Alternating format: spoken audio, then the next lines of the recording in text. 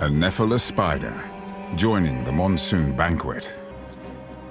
She's caught a tiger butterfly. And he is utterly toxic. Butterfly predators need to learn this.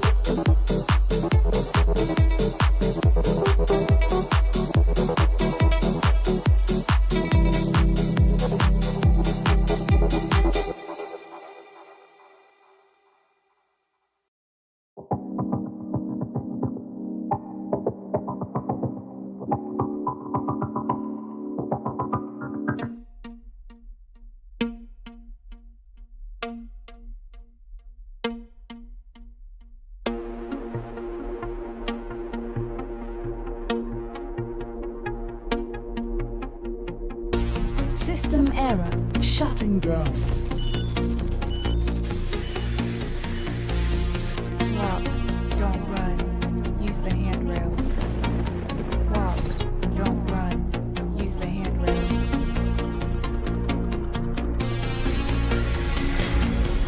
Neon Temple simulation reboot in progress.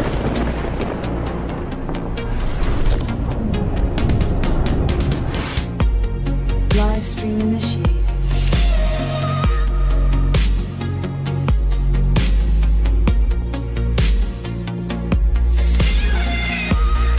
Stabilizing environment.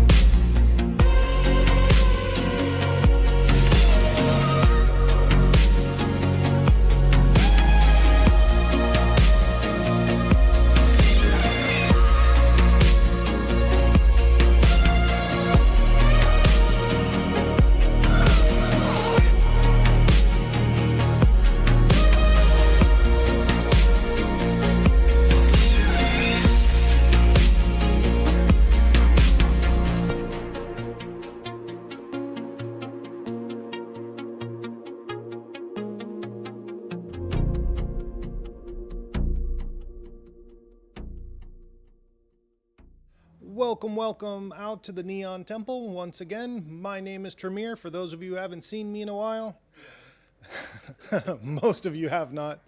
So back from the far left coast, and we're running things. You know it's the goddamn truth. There's nothing else to be said about that.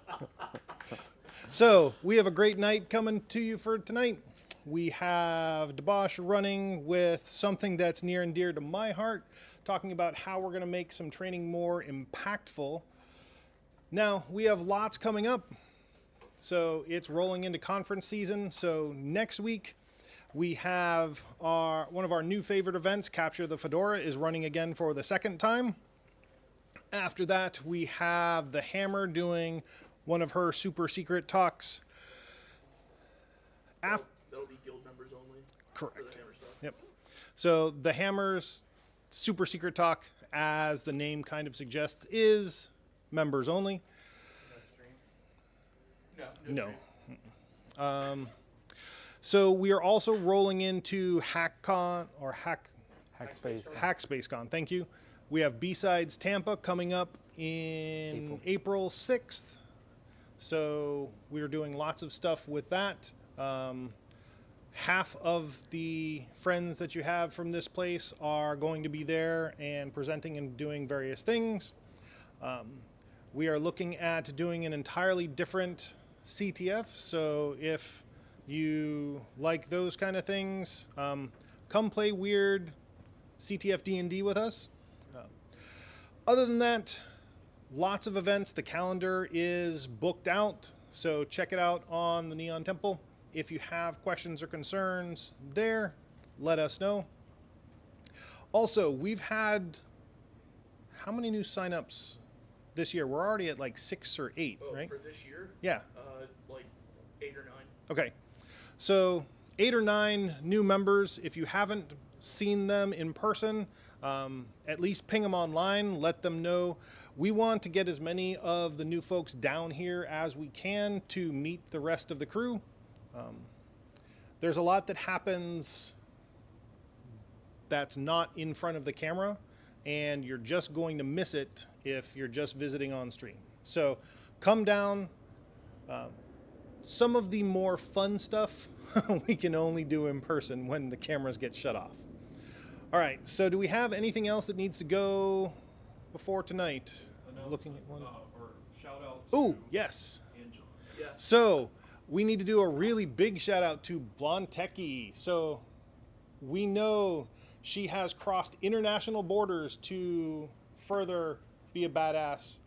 She actually presented down in Mexico on an OSINT talk. So may or may not have been her first time in the back of a police car. We're not going to expound on that. Doesn't the Navy do something weird for crossing international boundaries? But, okay, she really stepped out of her Yes, comfort 'cause I zone am and a actually shellback. made a big impact, okay? Dealing with the federales and really showing what can be done with OSINT. So kudos to you, Techie. Congratulations. That's badass. We want more of that, okay? So with that, it's time to pass things over. It's all yours, man. Thank you, sir. So, thank you. So, the whole genesis of this talk was really from doom scrolling. So we'll get there. Just in general, kind of agenda. I'll go through who am I, how we go from doom scrolling to actually doing a escape room cyber theme as a company security training. So, who am I? I go by B0sh or B0sh. That is a name that came from my time in the service. I actually have my coin from marching in Obama's first inauguration. Pretty cool experience I got to do there.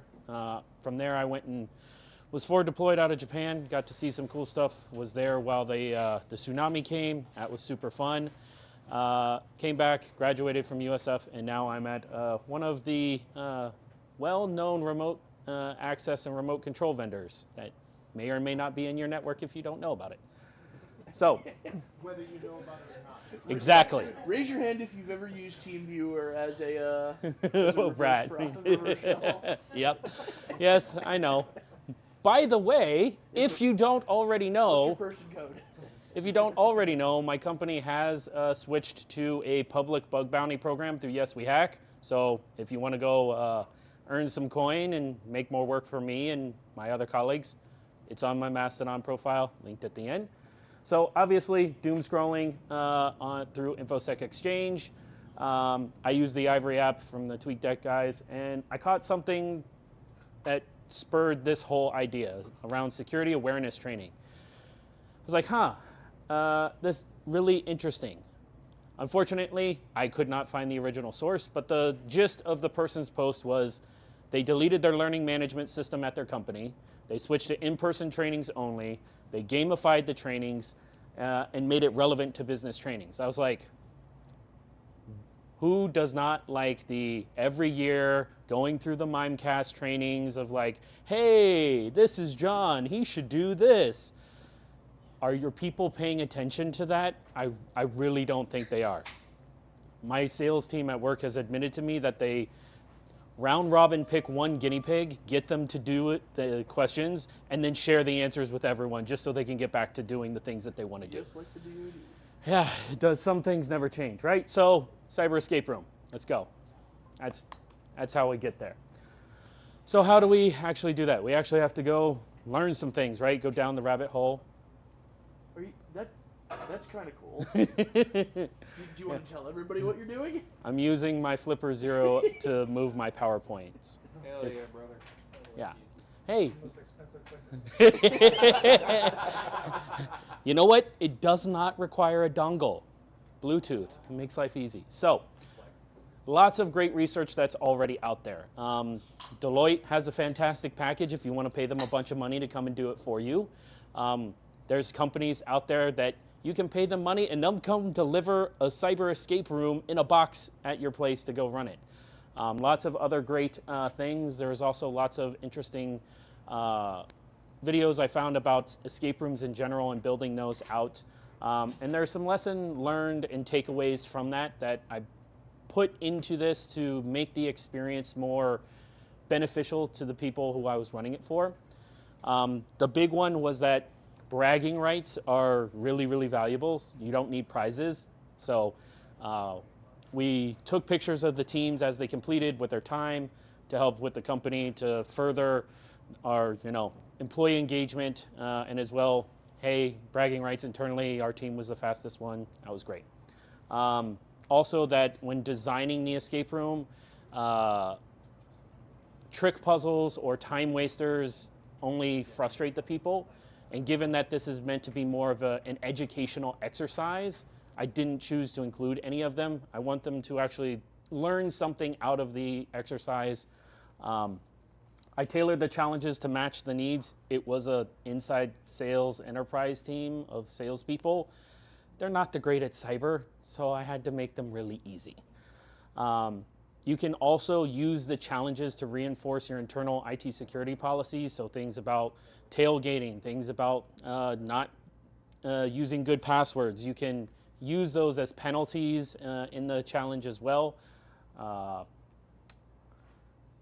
In this case, since it is a junior audience, failure wasn't a necessary means, right? We don't want to, or I didn't want to punish the employees of mine, right? I still have to work with them.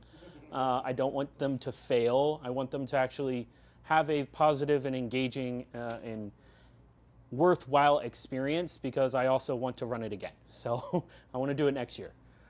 As well, having notepads and whiteboards in the room is really great for them to write down what they know that they've solved or what they're working on, so that they can continue working on other puzzles if necessary.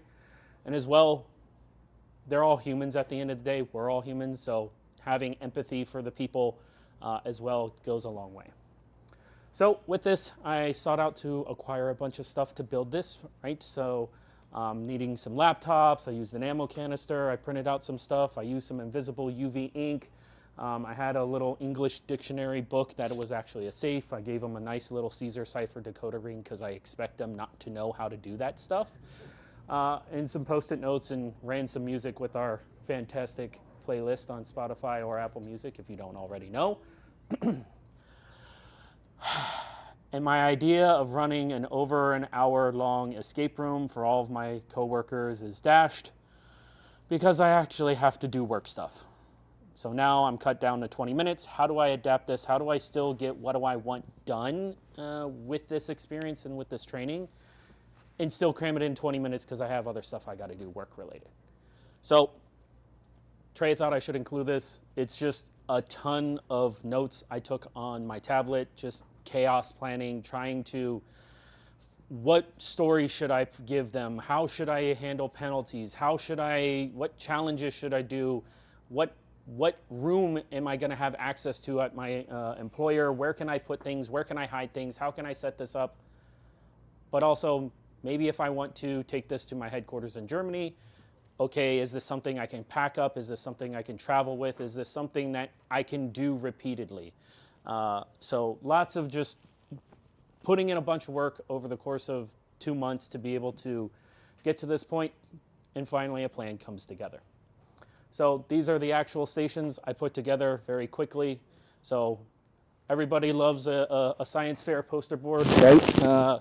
It makes great use. So with this, we had the 2 different stations that they had to go through. So the first workstation, they had to unlock the laptop. Unlocking the laptop gave them digital copies of phishing emails. And good God, were those hard to come across. Like actually legitimate phishing emails. That's why you were asking me for phishing emails. Yeah, you guys now get the hint of why I was asking. I couldn't do, like... I know. Like my Mimecast filter had 1 in the last year. They just discarded everything else. Have you gone on LinkedIn for 5 minutes? Yeah, but I hadn't got the chats. I haven't got the messages. I needed the actual message, unfortunately. Yeah. So they get the emails. Some of them are actually legitimate from some of my high school emails that is cluttered with garbage. But there's actually 3 legitimate phishing emails in there that they had to, or there were 4 phishing emails that they had to correctly identify so they would get the code for the lock for the ammo box. Then, while in the area, they had to find another clue to get the phishing emails in the right order to unlock the lock. So once they unlocked that, I had another challenge where they needed the key cards and go out and to not do tailgating, but that had to get cut because I only had 20 minutes. So that unlocked them this next laptop. They had to unlock the laptop. There was a clue on the desktop and as well as a file. They needed to gain access to the file. And well, the way to get the access to the file, they had to discover the lockbox. They had to get into the lockbox. They had to decrypt the password to the zip file. Once they got that, they could send it to me and the challenge would be complete. So all in all, we had some troubleshooting along the way. Day 1 went great. I had a bunch of teams. And coming day 2, and this stupid, annoying thing decided to give me 3 hours of grief. It would start, and I would see it on the projector, and then it'd go away. I can't tell you how many times I restarted the projector, I restarted the dongle, I restarted my computer. It just did not want to work. So it deserves to be office-based, as all bad technology does. Lesson learned, just use good old HDMI like we're doing here today. So now, you can't just run an escape room at your company on a random Thursday in the middle of the month, right?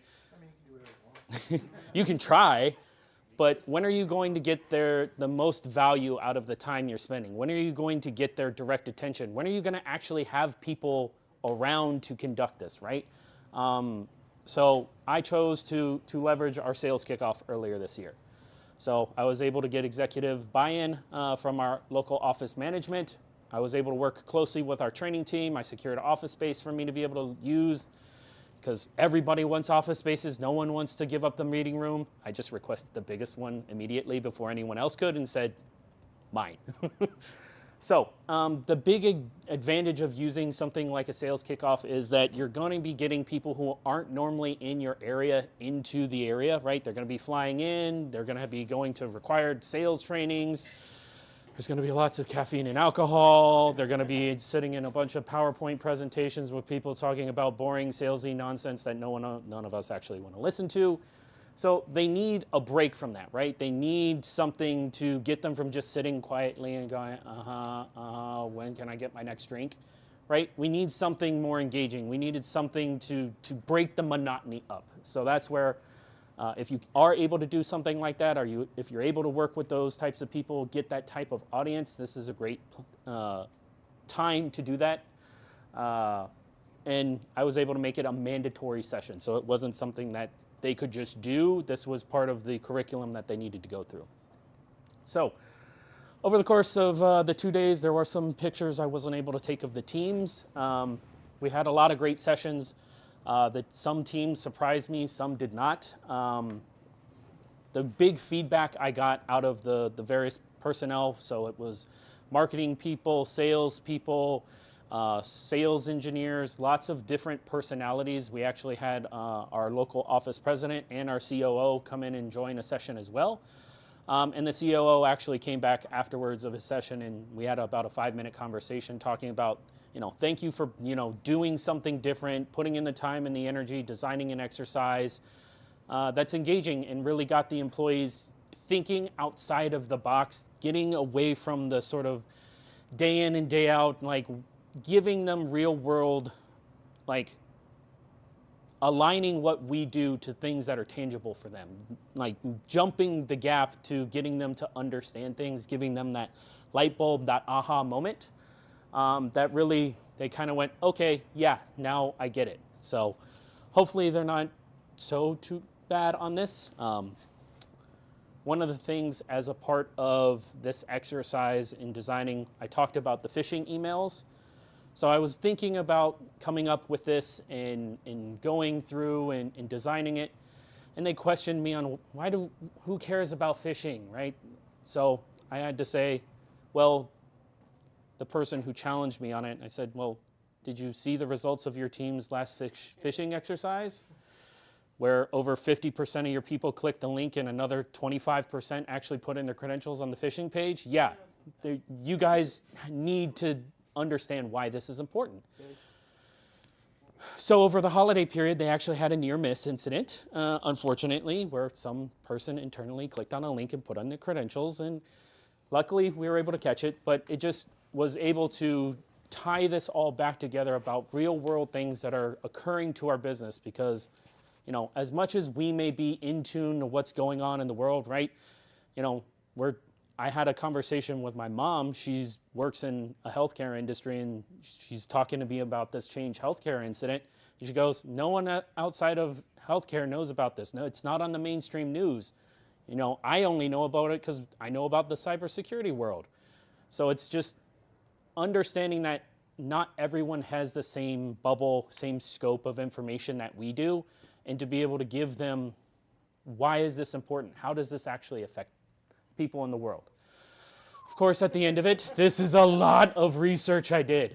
I'm going to give everyone some sanitized versions of the slides so you can go research, identify what resonates with you, so you can design your own training experiences and really give back to your coworkers. So, questions? Okay, we'll go around the room. It looks like the stash is jumping out of his pants here. Here you go. A bit presumptuous. I was still needing a good 2 minutes to actually think of a proper wording for a question. Anyone else? Here we go. Well, here, pass it back to. So this one's coming to you from Vodka Nut, since he cannot be here in person. Oh.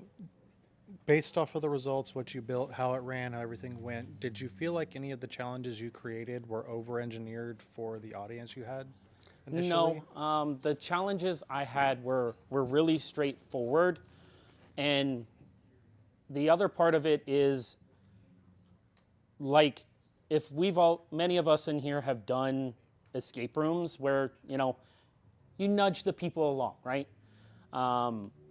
There were some teams I had to nudge harder than others of like, it's right here. Don't go looking around the room. You are already in the vicinity of the thing you need to find. Because at the end of the day, they need to go through the exercise. They need to see the content. They needed to be able to work through the challenges and be able, get to the end and get a win, right? The sales team doesn't always get wins. Sometimes they get hung up on, they get yelled at, right? So giving them some little win in that scenario was beneficial. Now, would you do that if, say, I'm going to run this again at a security summit in April with a bunch of cyber engineers, with people who do cryptography and stuff? No, I would completely differently tailor the challenges to different topics to be fitting the audience and the capabilities of the people who are in the event.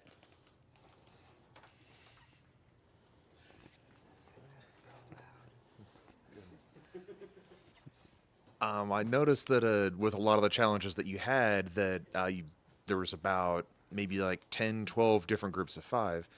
Was it easier to stagger that out throughout the day, or was it something you would want to have, say, 3 to 4 people running these groups in tandem? So going into doing this exercise, I was under the understanding I would be running maybe 6 challenges total with groups of like 6 to 7. Day 1 rolls up. I'm doing 7 day 1 and 8 day 2. Like I said, I didn't get pictures from everyone. And as well, the teams were tripled in size. I had anywhere between 10 to 15 people.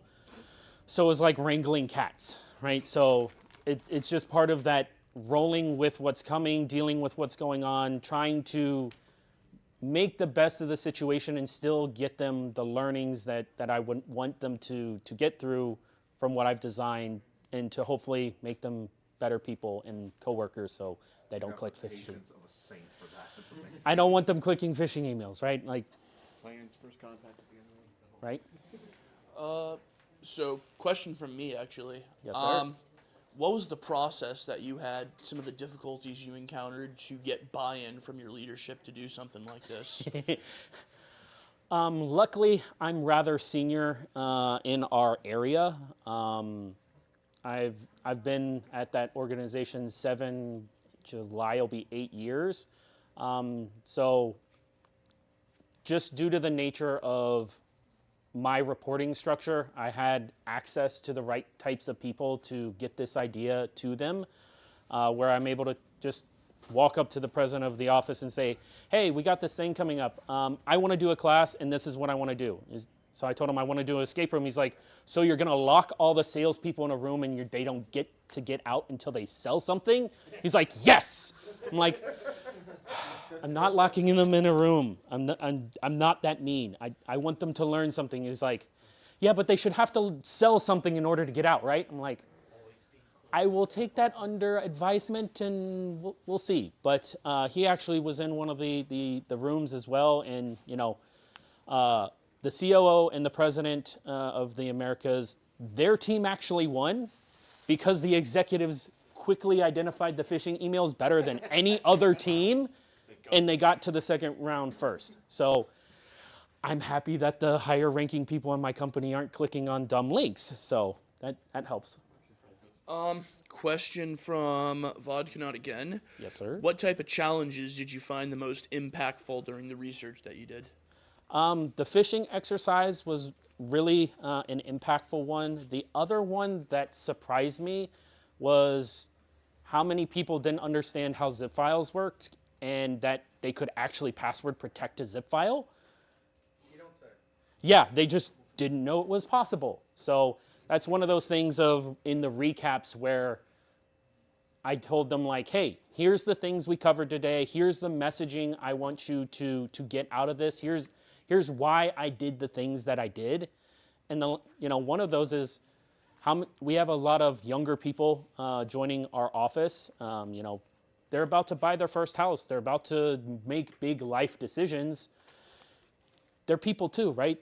They should have the learnings of being able to conduct life business in a secure manner, getting them to get the light bulbs of like, when you go to buy a house, how much information do you actually have to give to your mortgage broker? How many different credit card statements? How many bank statements? Are you going to send that in plain text email to them? Do you trust that they're going to be good stewards of that data? No. So trying to keep the focus of they're not just coworkers, they're not just people that are dumb and click links and emails and they don't know what they're doing. There are also people behind that. They're also your coworkers. Some of them may be your friends, and having that empathy can go a long way in getting them to really listen and take that information on board and be able to make it have the impact that you're looking for. Question. So as far as retention of the information or lessons that your employees learned from doing your exercise, have you done any studies or looked into that at all, or have you got any feedback on retention? The one thing I am looking for is we're obviously going to fish test them again, and I hope they are a little bit better, because that was one of the big things I wanted to try and get out of it, right? It's no one likes the Mimecast training that we do at our company. I don't think they pay attention. but I know they paid attention in my class. I know they had a good time. I know they actually talked to other people. They collaborated.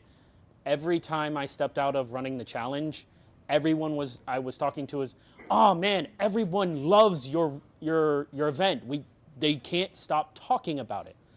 So obviously, if they can't stop talking about it, hopefully it wrinkles its way somewhere into their mind and they learn something. So, setting you up for this one a little bit.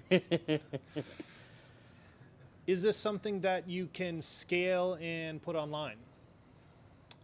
So I did see quite a few companies that offer to do that online, but not every company has the coin to do that, right? So doing the training here, covering what I did, so hopefully it inspires others here to take this on and maybe run it at their company, save their company a little bit of money. You get to learn something, you get to conduct something, maybe give another talk on it. So to follow on here, this is something like my job is to make training not suck. We have some people that are really good at it. But obviously this kind of engaging, hands-on, interactive stuff will always work better than death by PowerPoint. Yeah, of course. For anybody out there who doesn't know, there are lots of other tools that you can do interactive training in. It's just not PowerPoint. Yeah. So we can talk about Captivate or Storyline, or there's a bunch of other tools. If anybody wants to know how you can build those things to do something like this, I did an escape room online that can be deployed at scale, that everybody can run through. Yeah. So there are ways to do things like this in large scale that can be distributed. So everything that B0sh talked about here, engagement and interaction and getting things that are applicable to your force, can all be done at scale. So talk to the man up there. If you have questions, we can help you out. Question from the chat. So unfortunately, a question from RJ. Has our RJ. speaker had any success with tabletop games like backdoors and breaches, or do non-techies not understand D&D? So I haven't broached that topic yet with my business, right? I do have a younger audience in general. The average age of our employees is definitely under 35. There are few and far between people who are over 40 at my employer. Well, the Germans usually euthanize them, don't they? But it is something that I did position to try and get the business itself to, like I mentioned, our CISO is hosting a security summit at our headquarters in Germany in April. It is something that I positioned as part of that. But he wasn't interested, but we are running a Capture the Flag event at that summit.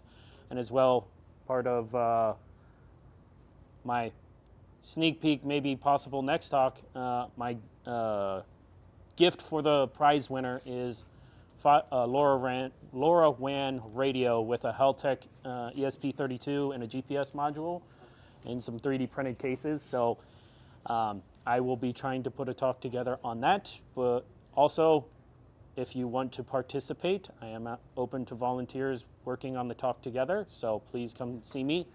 Also, I worked really hard last year to repurpose some PowerPoint templates. I have made some of the templates available to some of you. One of the challenges I faced in coming to actually do a talk here was, how am I going to get that information to everyone? How am I going to make it so that we look like we know what we're doing, right? So I made some themed slides for the temple. I'll put it in Discord afterwards so that if you're trying to do a talk and you're got that creative writer's block where you can't start putting your ideas to paper because you don't know how it's going to look, well, hey, here's a shortcut. You now have a 60 plus template slide examples in color themes with all the different things that you could use to make it look cool. Hopefully that you guys have enjoyed here. Yeah, actually, if you want to send that to us, we can host that on the website or Yeah. something. We're looking at doing something with that. Yeah, We absolutely. have 2 from Vodkanaut, and then, unfortunately, another one from RJ. From Vodkanaut, what type of challenges did you find the most impactful during the research that you did? You asked that one. Oh, I did? Okay. Any challenge you wanted to do that got left on the drawing room floor, as it were? Yes. Or are there any dream challenges you'd want to do for the future? So the big one that got left on the cutting floor due to time was I had the lockbox. I'll go back to that. So in here, I actually had a bunch of hotel room keys, and the idea was the room I had chosen actually had 2 doors in it. So they were supposed to technically badge into the other door, and I was going to have N-1 participant cards in there. And the other challenge was there was going to be some data or a clue left at this workstation that the other team, the other people who had the key cards had or needed, so they would have to like find a way to get the information from both workstations. With there being someone who doesn't have a badge, that's a, people want to follow the crowd, right? So it's going to be a natural instinct that they end up trying to tailgate, and that would have been a penalty. The penalties that I offered were like not locking the workstations. If they had asked for a clue, that would have, if I'm willingly giving them information to get them to proceed, that obviously didn't give them a penalty. But if they said, hey man, what about this? I responded, are you explicitly asking me, the game master, for a clue? And they go, oh, damn. Because I have known quite a few of the people there, so that they had to understand the difference between B0sh, their friend, and B0sh, their game master, who will bonk them over the head with a 1-minute time penalty for asking a silly question. RJ? Yes, sir. Most important question: how'd you navigate the different language barriers being an international company for your training? That is a great question. Wow, I've never heard somebody actually say that to RJ before. Well, you see, RJ is technically a customer of mine. I'm sorry to hear that. Oh no, I do a lot of work internally to keep him happy.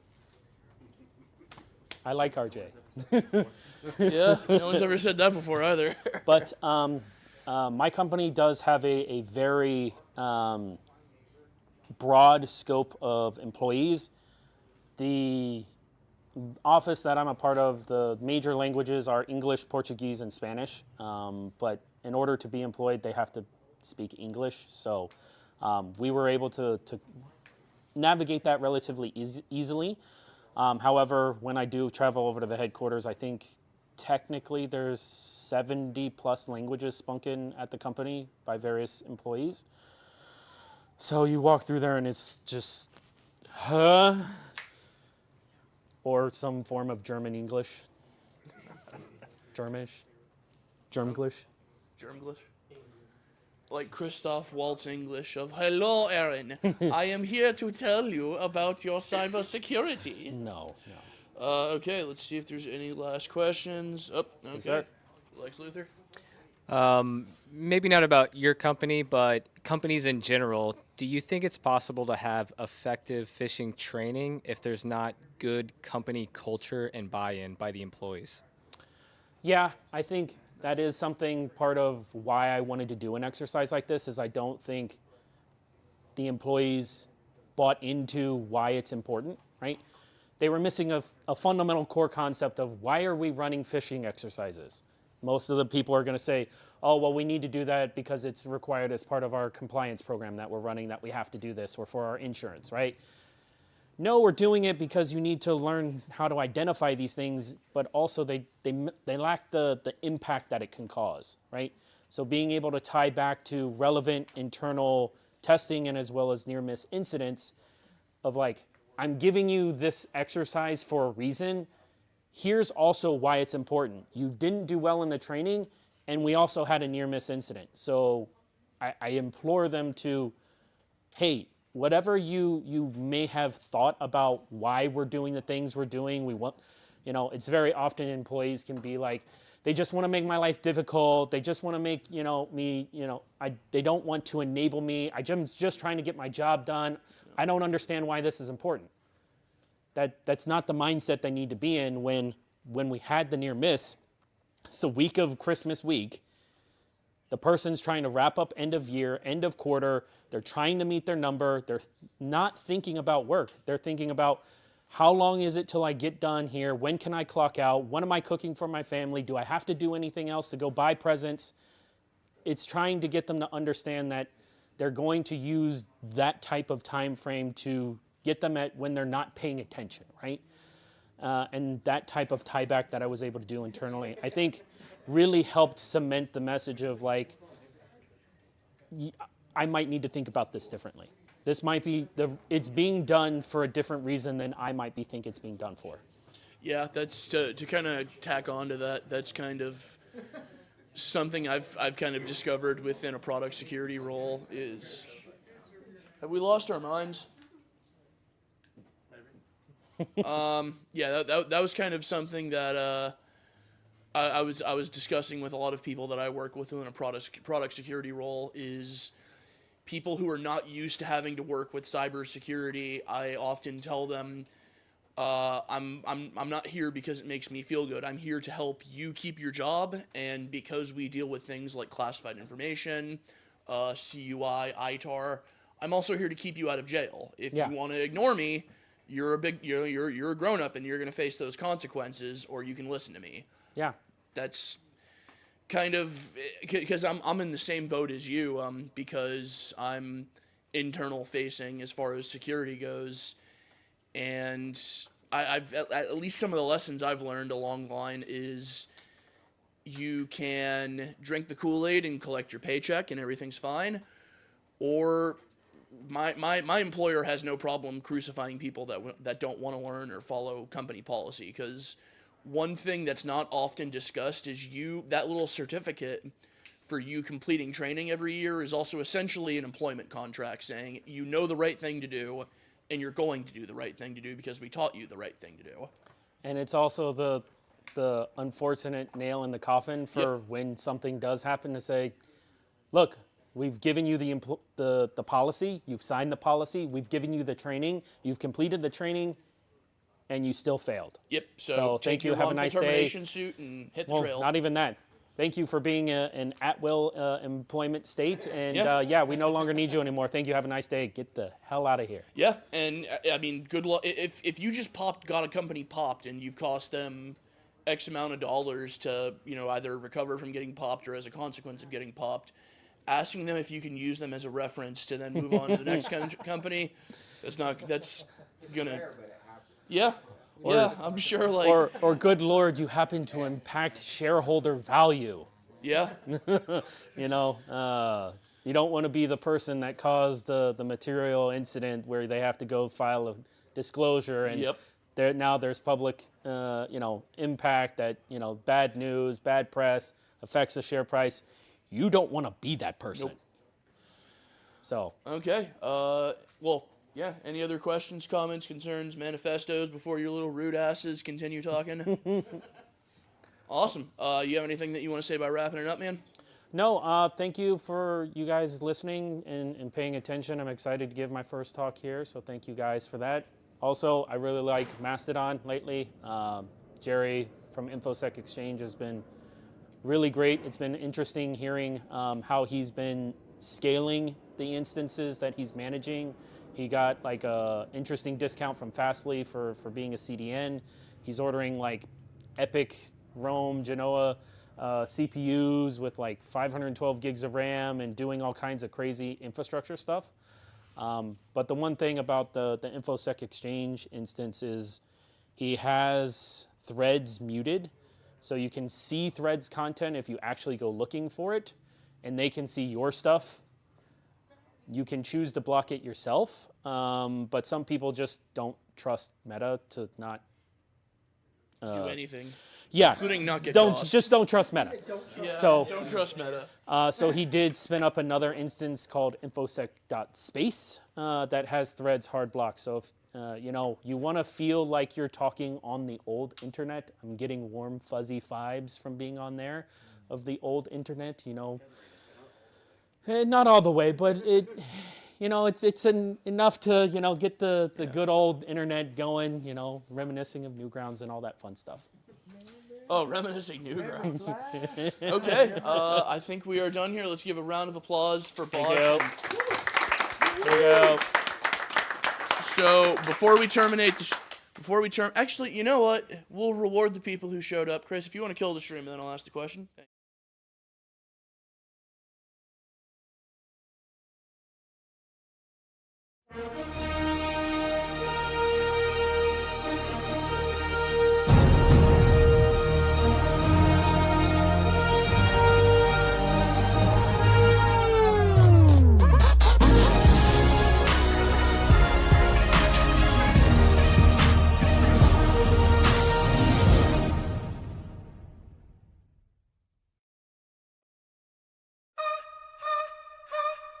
It's time to say goodbye.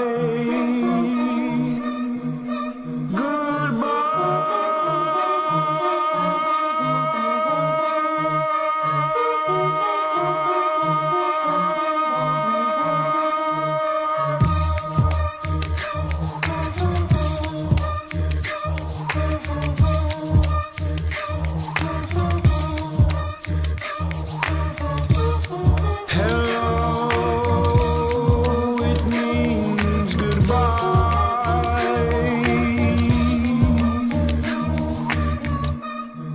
You will soon learn what it means to say goodbye.